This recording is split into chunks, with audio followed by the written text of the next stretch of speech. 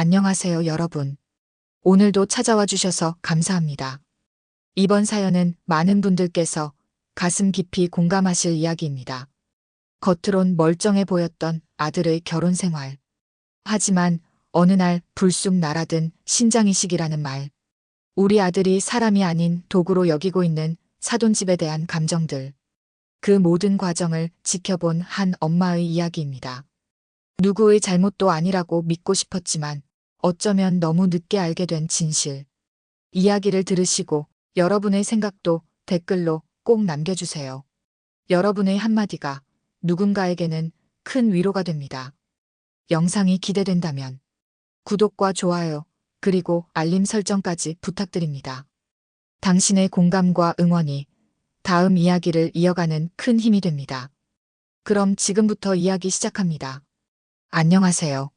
저는 올해 64, 남편과 단둘이 사는 평범한 주부입니다. 아들 하나 둔 게 전부인데 그 아이가 결혼하고 집을 나가면서 세상에서 제일 큰 구멍이 가슴에 뻥 뚫린 것 같더라고요. 우리 도윤이는 참 고운 아이입니다. 혼자 벌어서 대학 다니고 사회 나가서도 책임감 있게 살았어요. 결혼한 지도 이제 3년이 다 돼가네요. 예전엔 일주일에 한 번씩은 꼭 전화도 하고 주말이면 집에 들러 고기라도 구워 먹고 갔었는데 요즘은 연락이 뚝 끊겼습니다. 아무 일 없지 싶어도 가끔은 어디 아픈 건 아닐까 하는 걱정도 들고요. 그런데 말입니다. 이상하게도 마음 한켠이 계속 신경 쓰이더라고요. 며느리 세진이 때문이었어요. 처음엔 참 반가웠어요. 아이처럼 웃고 인사성도 밝고 착해 보이더라고요. 도윤이가 이런 애를 데려왔다니 속으론 뿌듯했죠. 하지만 결혼하고 몇 달 지나면서부터 달라지기 시작했어요. 제게 연락이 오긴 오는데 생일이나 명절 같은 딱 정해진 날 외엔 잘 안 와요. 제가 먼저 톡을 보내면 네, 알겠습니다 라는 딱딱한 답만 돌아오고요. 그래도 요즘 아이들은 대부분 그렇다고 하니 이해하려고 했습니다. 하루는 도윤이랑 통화하다가 넌지시 물었어요. 요즘 세진이는 뭐하니? 그랬더니 도윤이가 그러더라고요. 집에서 잘 쉬고 있어요. 요즘 엄마, 세진이가 친정에 자주 가요. 장모님이 혼자 계시니까요. 그 말을 듣는데 뭔가 가슴이 뻐근했어요. 아니, 그럼 우리 부부는 같이 산다고 외롭지 않나요? 그런 건 아무도 묻지 않더라고요. 세진이는 전업주부예요. 일하지 않는 걸 뭐라 할 순 없어요. 근데 도윤이 월급으로 생활 다 하면서 그 돈으로 매달 세진이 친정에 용돈을 드린다고 하더군요. 저희요?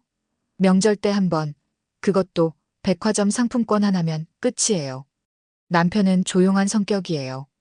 신문만 들여다보다가 제가 한숨 쉬면 그제야 말을 꺼내요.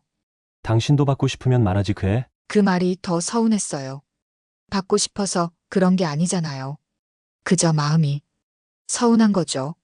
저는 괜찮은 척하지만 마음은 자꾸만 옛날을 떠올려요.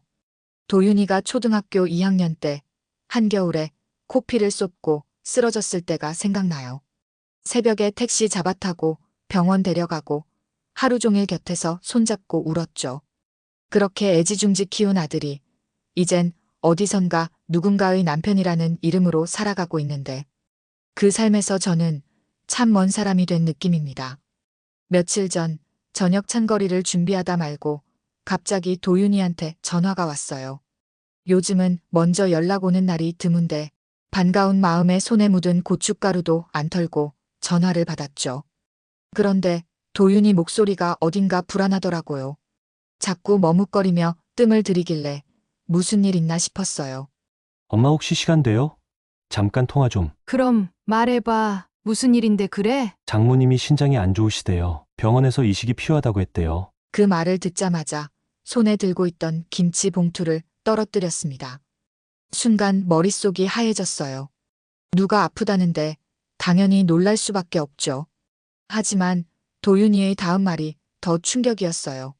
제가 검사해보면 맞을 수도 있대요. 뭐, 네가 아직 확정은 아니고 검사부터 해보자고는 했는데 너무 어이가 없어서 말이 안 나왔습니다. 도윤이는 아들이 하나뿐인 집의 외아들이에요.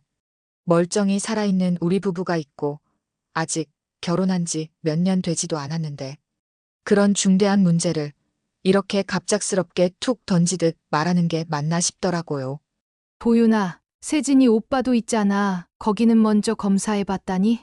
그렇게 물었더니 도윤이는 한참을 망설이다가 대답하더라고요. 형은 건강이 좀 안 좋아서 힘들 수도 있대. 그 순간 제 속에서 뭔가 울컥하고 올라왔습니다. 아니, 건강이 좀 안 좋으면 못하고 멀쩡한 네 몸은 막 써도 된다는 말이니? 그렇게 쉽게 결정할 문제인가? 네가 무슨 장기 기증 캠페인 나선 사람도 아니고 그게 네가 나서서 할 일이냐? 제 말에 도윤이는 잠시 조용하더니 엄마, 그냥 검사만 해보자는 거니까 너무 걱정하지 마세요라며 얼버무리더라고요. 그 전화를 끊고 나니 마음이 너무 복잡했어요. 걱정, 분노, 서운함 뒤죽박죽으로 뒤섞여서 저녁밥 맛도 모르겠더라고요. 남편은 저를 힐끔 보며 말했어요. 뭐래, 도윤이는. 안 사돈 신장 이식 필요하대. 자기가 검사해보면 맞을 수도 있대. 그 말에 남편도 한참 말이 없었어요. 말은 안 했지만 표정은 딱 하나였어요. 그 집, 이제 선을 넘는구나. 사람 일이야. 어떻게 흘러갈지 모른다고는 하지만 저는 아직도 믿어지지 않습니다. 아직 아무것도 확정된 게 아니라지만 그 아무것도 아닌 이야기를 왜 우리 아들에게 먼저 꺼냈을까요? 사돈댁에도 아들이 있잖아요. 도윤이보다 먼저 이야기해야 할 사람, 왜 그렇게 자연스럽게 건너뛰었을까요? 전 그냥 우리 아들이 너무 당연하게 여겨지는 게 싫습니다.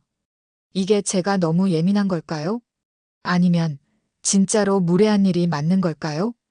도윤이 전화 이후로 저는 하루에도 몇 번씩 핸드폰을 쳐다보게 됐어요. 혹시 또 무슨 말이 오나 검사하자고 재촉하는 건 아닐까 별의별 걱정이 다 들더라고요. 그런데 며칠 지나지 않아 정말로 도윤이한테 다시 전화가 왔습니다. 엄마 나 검사해볼까 싶어요. 그 말에 저는 아예 숨이 멎는 것 같았습니다. 겨우 가라앉혔던 속이 다시 끌어올랐어요. 네가 왜?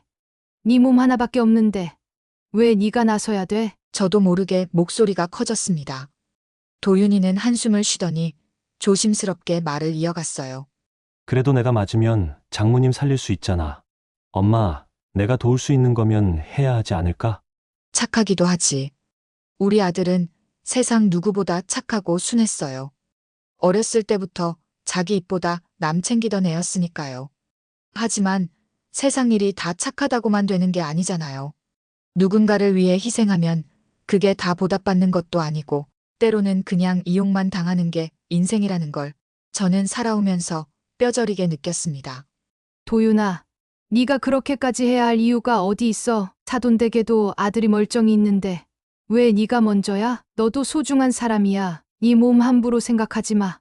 제 말에 도윤은 한참을 말이 없었어요. 저는 핸드폰을 귀에 댄 채로 조용히 떨리는 가슴을 진정시키려 애썼습니다. 그리고 며칠 뒤 기어코 일이 터졌습니다. 세진이가 전화를 걸어왔어요. 목소리는 부드럽지만 그 속에 단단한 뭔가가 숨어있는 느낌이었어요. 어머님, 저희 엄마 일은 아시죠? 응, 들었어. 그래서요, 도윤 씨가 고민을 너무 오래 하길래 그냥 말씀드리려고요. 사실 이건 고민할 문제가 아닌 것 같아요. 우리 엄마 살리는데 그깟 한쪽 신장 아깝겠어요? 순간 저는 말문이 막혔습니다. 어떻게 사람이 저렇게 말을 할 수 있을까 싶었어요. 한쪽 신장? 그깟 신장? 그게 무슨 동네 마트에서 사는 물건쯤 된다는 건가요? 사람 몸은, 생명은 그렇게 가볍게 다룰 수 있는 게 아닌데. 하지만 저는 아무 말도 못했습니다. 울컥 올라오는 걸 꾹 참고 그냥 통화 버튼을 눌러 끊었습니다. 남편 영수는 제 얼굴을 보더니 조심스레 물었어요. 누구야? 세진이야. 어쩐 일로 전화를 다 했대. 그깟 한쪽 신장 아깝냐고 그런다. 남편은 말없이 고개를 떨궜어요. 그 조용한 한숨 하나가 제 심장을 더 아프게 찔렀습니다. 이제야 알겠더군요. 며느리가 우리 아들을 어떻게 생각하는지, 도윤이가 우리 가족 안에서 어떤 자리에 있는지, 사랑해서 결혼한 거라 믿었는데 그저 자기 편한 대로 필요할 때 쓰는 좋은 도구 정도로 보는 건 아닐까 하는 의심이 들었습니다. 그날 밤 저는 한참을 뒤척이다가 결국 잠을 이루지 못했습니다. 창밖엔 부슬부슬 봄비가 내리고 있었어요. 이 비처럼 제 마음도 스르륵 무너져 내리고 있었습니다. 정말 제가 너무 예민한 걸까요? 아니면 제가 뭔가를 너무 늦게 알아버린 걸까요? 며칠 동안 아무 소식 없던 도윤이가 느닷없이 집으로 찾아왔습니다. 문 앞에 서 있는 아이 얼굴을 보는데 순간적으로 목이 매더군요. 얼굴은 헬쑥하고 눈 밑은 퀭한데도 괜히 씩 웃는 척을 하는 모습이 더 안쓰러웠어요. 엄마, 잠깐 시간 돼요? 그럼 들어와. 밥은 먹었니? 아니요, 그냥 이야기만 좀 하자고요. 혼자 거실 소파에 앉은 도윤이는 한참을 말을 못 꺼내다가 깊은 숨을 내쉬더니 말했습니다. 저 이혼을 해야 할까요? 너무 고민돼요. 그 말에 제 심장이 턱하고 내려앉는 것 같았어요. 그동안 쌓였던 말들과 감정이 확 밀려오는데 당황스럽기도 하고 한편으로는 이상하게 안도감도 들었습니다. 그래, 그랬구나. 저는 겨우 입을 뗐어요. 도윤이는 제 반응이 생각보다 담담하다는 듯 어이없다는 표정을 지었어요. 엄마 반대 안 해요? 하고 싶지. 하지만 네가 얼마나 힘들었을지 이제야 알겠더라. 사실 그날 이후 제 마음은 계속 무너지고 있었어요. 그깟 신장 한쪽 아깝냐는 며느리의 말, 무조건 우리 아들만 앞세우는 사돈의 태도, 그리고 결정적으로 아들이 더는 자신을 사람처럼 대우받고 있다고 느끼지 못하고 있다는 걸 알았을 때 그건 결혼이고 뭐고를 떠나 한 사람으로서 너무 가혹한 일이었어요. 남편 영수도 그 자리에 앉아 있었는데 조용히 TV를 끄고 도윤이를 바라봤어요. 한참을 말없이 보고만 있다가 조심스레 입을 열었죠. 많이 힘들었겠구나. 그 짧은 한마디에 도윤이는 참았던 감정을 다 쏟아내듯 고개를 떨궜어요. 말없이 고개를 끄덕이는데 가슴이 먹먹해서 아무 말도 못했습니다. 정작 그 아이는 그동안 얼마나 참고 있었을까요? 속으로는 다 알고 있으면서도 가족이라는 이름으로 모든 걸 받아내려 애썼을 도윤이가 너무 안쓰러웠어요. 하지만 동시에 마음 한켠은 여전히 복잡했습니다. 남들 눈에는 어떻게 비칠까? 장모병 수발 조금 하다 마는 걸로 이혼까지 하냐는 말이 나올 수도 있겠지요. 또 세진이 친정 식구들은 뭐라 말할까? 이기적인 시어머니가 부추겼다는 소문이라도 돌까봐 솔직히 겁도 났습니다. 그래서 그날 밤 남편과 둘이 앉아 조용히 차를 마시면서 제가 먼저 물었어요. 영수 씨, 우리 너무 이기적인 거 아닐까? 남편은 한참을 말없이 앉아 있다가 조용히 제 손을 잡아줬어요. 그 말 없는 손길이 어떤 말보다 더 큰 위로가 되더군요. 이제 도윤이는 다시 혼자가 됩니다. 앞으로 어떻게 살아갈지는 아직 모르겠어요. 그 아이가 얼마나 상처받았을지도 가늠할 수 없고요. 하지만 적어도 저는 그 아이가 더 이상 도구로 불리는 삶은 살지 않았으면 좋겠어요. 누군가의 아들, 남편, 사위이기 이전에 그저 김도윤이라는 한 사람이기를 바랄 뿐입니다.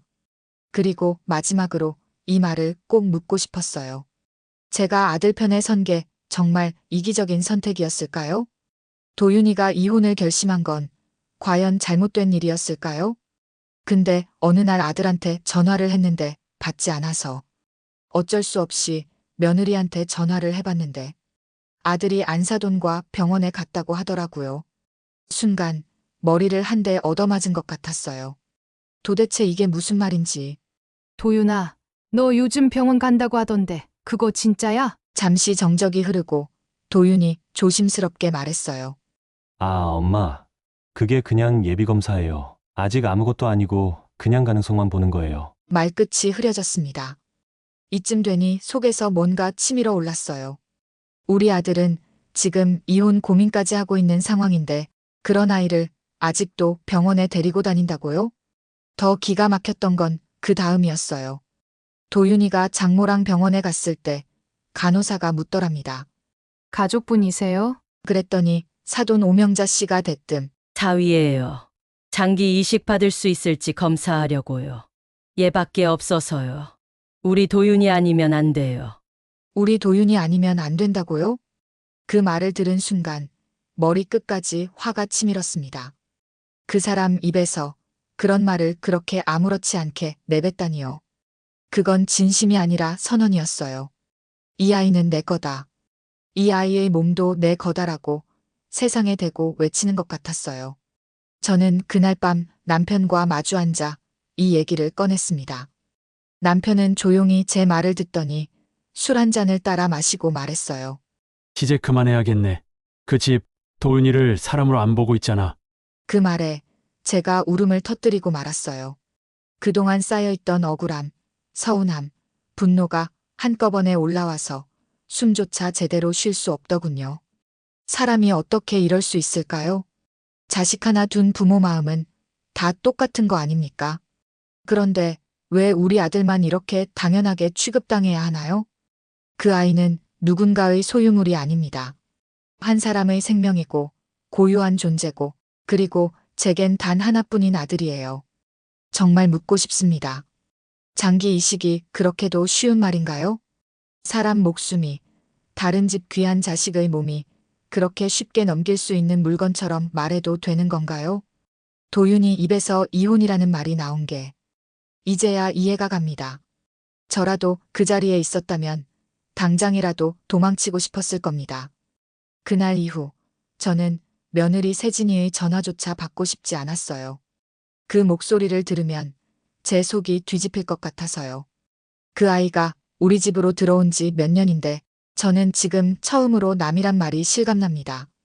사람이 말이라는 걸 할 때 한 번은 생각을 하고 내뱉어야 하는 법이잖아요.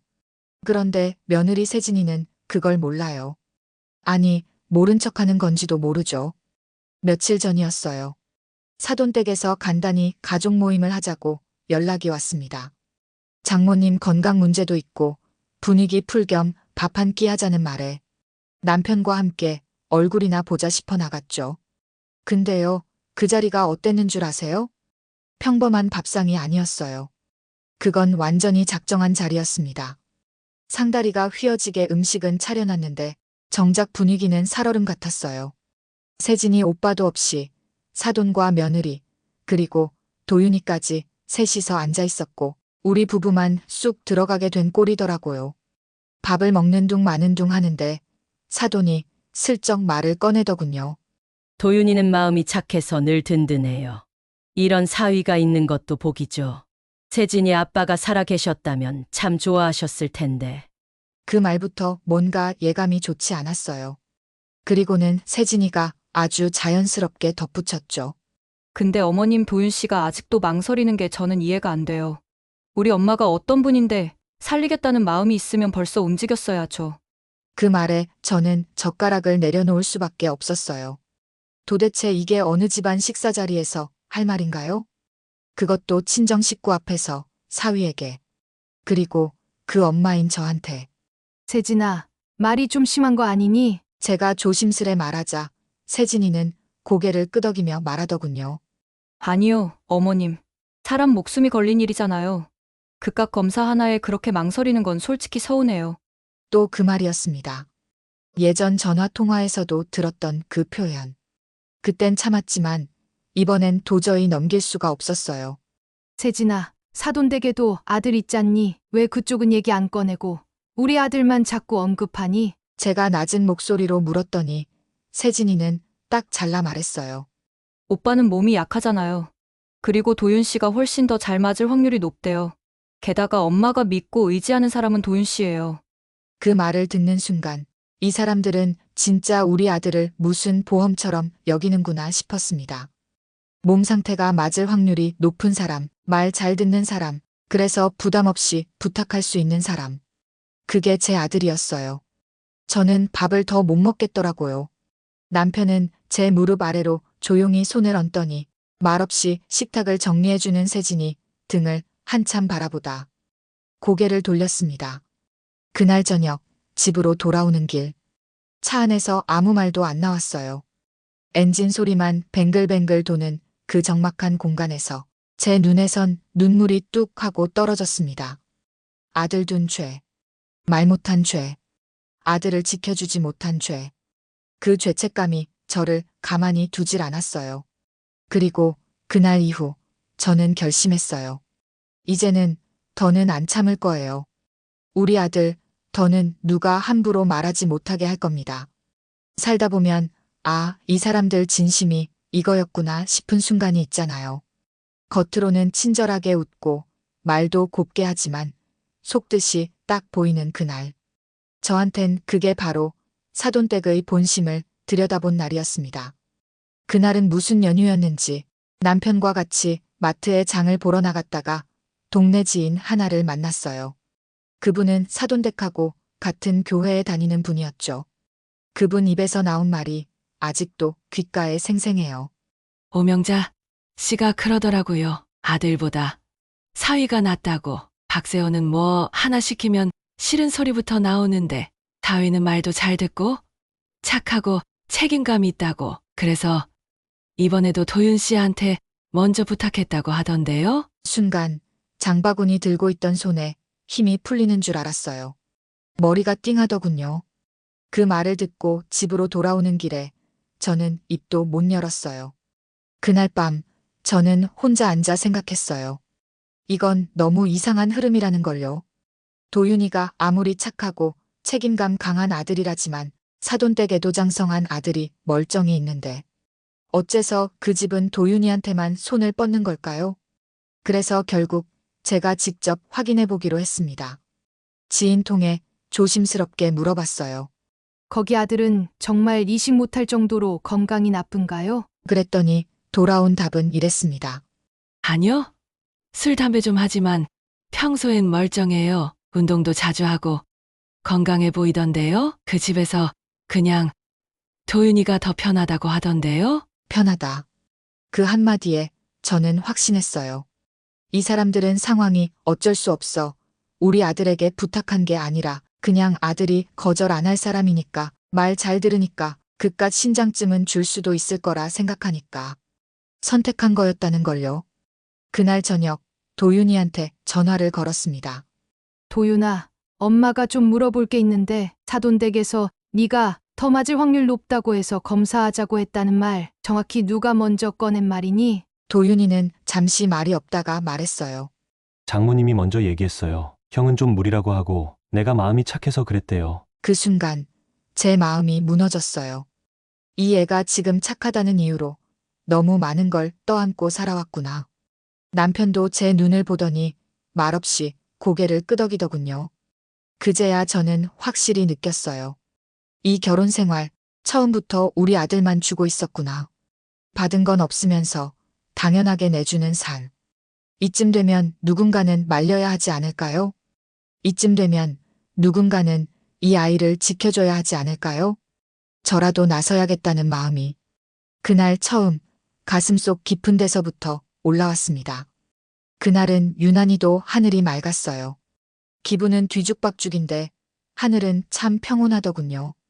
거실 창문을 열어놓고 바람을 맞으며 커피를 마시고 있었는데 핸드폰이 울렸습니다. 화면에 도윤이라는 이름이 뜨는 순간 심장이 철렁했어요. 뭔가 직감적으로 이제 올 게 왔구나 싶은 예감이 들었거든요. 엄마 집에 있어요? 응, 무슨 일 있니? 아빠도 계세요. 둘 다 계실 때 말씀드리고 싶어서요. 얼마 지나지 않아 도윤이가 문을 열고 들어왔어요. 오랜만에 마주한 얼굴엔 피곤함이 짙게 묻어 있었습니다. 그동안 마음고생을 얼마나 했는지 눈빛에서 다 보이더군요. 저도 남편도 아무 말 없이 도윤이를 마주보다 조용히 식탁에 앉았습니다. 그리고 도윤이는 조용히 입을 열었어요. 엄마, 아빠, 나 진짜 이혼할래요. 그 한마디에 시간이 멈춘 듯 했습니다. 숨을 들이마시는 것도 까먹고 심장이 덜컥 내려앉는 기분이 들었어요. 머릿속이 새하얘졌죠. 그런데 이상하게도 눈물이 나지 않았어요. 도윤이는 제가 격렬하게 반대할 줄 알았나 봐요. 하지만 저는요, 이미 다 알고 있었어요. 이 아이가 얼마나 참고 살았는지, 어떤 말들을 꾹꾹 눌러 삼켰는지, 그리고 이젠 그걸 더는 꺼내기도 힘들 정도로 지쳤다는 걸요. 엄마, 나 너무 죄책감 들고 내가 너무 나쁜 남편인 것 같아. 아니야, 도윤아. 너는 충분히 했었어. 이제 너 자신도 좀 아껴야지. 남편도 말없이 TV를 끄고 우리 쪽을 바라보다가 조용히 말했어요. 그래, 잘 결정했다. 그 집은 네 마음과는 다른 것 같다. 사람은 마음이 안 닿으면 같이 사는 것도 지옥이야. 그 말에 도윤이는 울컥한 듯 고개를 떨궜습니다. 어깨가 들썩이는 걸 보니 아이는 조용히 울고 있었어요. 제 눈앞에서 그렇게 무너지듯 울고 있는 아들을 보는데 참았던 눈물이 그제야 터져 나왔어요. 그날 저녁 도윤이는 오래 머물지 않았어요. 짐을 챙기러 다시 들어가야 한다고 했죠. 차를 타러 나가는 아들 등을 바라보며 저는 그제야 문득 이런 생각이 들었습니다. 세진이는 지금 무슨 생각을 하고 있을까? 도윤이가 집을 나가겠다고 했을 때 붙잡았을까? 아니면 그마저도 귀찮았을까? 그리고 또 한편으론 걱정도 들었습니다. 남들이 뭐라 할까? 요즘 애들은 참 쉽게도 이혼하네 소리 듣지 않을까? 하지만 저는 이 아이를 누구보다 오래 지켜본 사람으로서 말할 수 있어요. 도윤이는 쉽게 결정을 내리는 성격이 아닙니다. 이 결심을 하기까지 얼마나 많은 밤을 뜬 눈으로 지새웠을지. 그 마음을 아는 저는 절대 이 아이를 비난할 수 없습니다. 남편도 말없이 제 손을 잡아주었어요. 그 따뜻한 손길에 저는 고개를 끄덕였습니다. 그래, 잘했다. 그렇게 살아가는 게 사람답게 사는 거다. 그리고 저는 다시 생각하게 됐어요. 우리 아들의 이혼, 그건 실패가 아니라 다시는 무너지고 싶지 않은 사람의 마지막 용기라는 걸. 이혼한 아들은 지금 혼자 원룸에 살고 있어요. 회사 근처라 통근은 편하다고 했지만 제가 보기엔 그냥 마음의 거리가 필요했던 거겠죠. 예전엔 퇴근길에 집에 들러 고기라도 구워 먹고 가던 애가 이제는 연락도 조심스럽게 해요. 괜히 제가 상처받을까봐, 괜히 본인도 더 흔들릴까봐 서로 눈치 보는 사이가 되어버렸습니다. 혼자 사는 도윤이 걱정에 하루가 멀다 하고 밥이라도 싸다 주고 싶지만 이제는 그저 가끔 문자 한 통, 전화 한 통이 전부예요. 엄마, 잘 지내지? 나도 잘 있어요. 그 짧은 문장 안에 담긴 감정을 읽는 것도 이젠 익숙해졌습니다. 그날도 평범한 저녁이었어요. 남편과 둘이 거실에 앉아 TV를 보다가 조용히 차 한 잔을 마시게 됐죠. 아무 말 없이 앉아있던 남편에게 문득 물었습니다. 영수 씨, 우리 너무 이기적이었을까? 남편은 고개를 돌려 저를 바라보더니 천천히 머그잔을 내려놓고 말했어요. 왜 그런 생각을 해? 도윤이 이혼하고 나니까 괜히 우리가 부추긴 건 아닐까 싶어서. 사람들이 뭐라 할 수도 있잖아. 남편은 한참을 생각하다가 조용히 말했습니다. 누가 뭐라 하든 도윤이는 자기 판단으로 결정한 거야. 그리고 그 판단을 할 수 있을 만큼 상처도 컸던 거고, 우리가 걱정할 건 그 집 사람들이 아니라 그 상처 안고 하루하루 버티는 도윤이지. 그 말에 저는 고개를 떨궜습니다. 남들 시선이 왜 그리 무서웠는지. 혹시 내가 감정적으로 행동한 건 아닐까? 내가 그냥 며느리가 미워서 아들 등 떠민 건 아닐까? 스스로를 의심하고 있던 거죠. 하지만요, 그 모든 걱정을 덮어버릴 만큼 아들의 진한 얼굴들이 제 기억 속에 또렷하게 남아있어요. 내가 그냥 도구였나 봐요. 일하고 돈 벌고 이제는 신장까지. 그 말은 잊으려고 해도 잊히지 않아요. 그 애가 얼마나 힘들었는지, 그 순간 얼마나 벼랑 끝에 있었는지를 보여주는 말이었으니까요. 며느리 세진이도 사돈도 그 누구도 우리 아들을 있는 그대로 소중하게 여겨준 적 없었습니다. 늘 편하니까, 잘 들어주니까, 그래서 더 쉽게 기대고 더 쉽게 몰아붙였겠죠. 그런 세상에서, 그런 결혼 생활에서 우리 아들은 매일 조금씩 무너지고 있었어요. 이혼이 과연 정답이었는지는 모르겠습니다. 하지만 그 결정을 후회하지 않게 해주는 게 지금 남은 저희 부부의 몫이라고 생각합니다. 얼마 전 도윤이가 조용히 말했어요. 엄마, 이제야 좀 숨이 쉬어지는 것 같아요.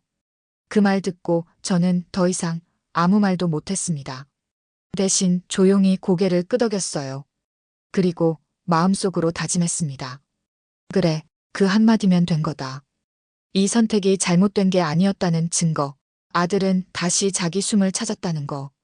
그래서 저는 이렇게 묻고 싶습니다. 이 사연을 들으시는 분들께도요.